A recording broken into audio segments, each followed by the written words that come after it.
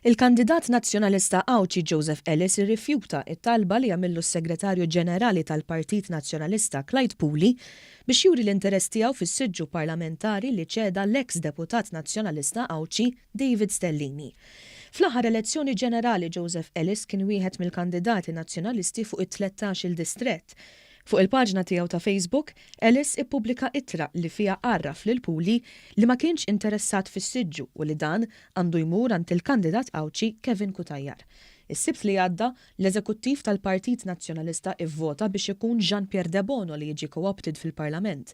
Madankollu dan ċeda s-siġġu wara li l-ex-President tal-Eżekuttiv tal-Partit Nazzjonalista Mark Antony Sammut allega irregolaritajiet fil-votazzjoni wara li tħallew jivvotaw żewġ persuni li ma kellhomx il-jett tal-vot.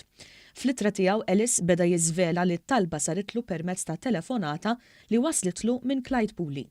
Konferma jekk xejn li l-fazzjoni tal-kap nazzjonalista Adrian Delija għadha ma tridx li jkun il-kandidat Awċi Kevin Kutajjar li jieħu s-siġġu ta' Stellini minħabba li ġej mill-fazzjoni tal-eks kap nazzjonalista Simon Busuttil. Il-mossa ta' Ellis li jobsqilhom is-sunnara u jippubblika littra li bat lis-Segretarju Ġenerali Clyde Pooley ħolqot rebus mill-ġdid fil-Partit Nazzjonalista.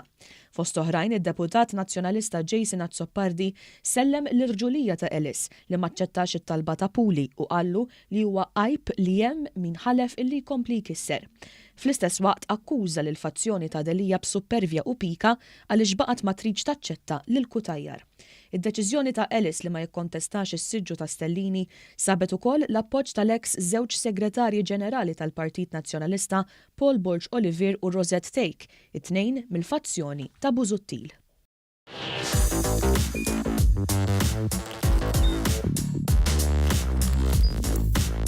Idħol fuq one.com.mt u hemmhekk tista' tara l-programmi kollha li jxandru fuq One permezz ta' One Play.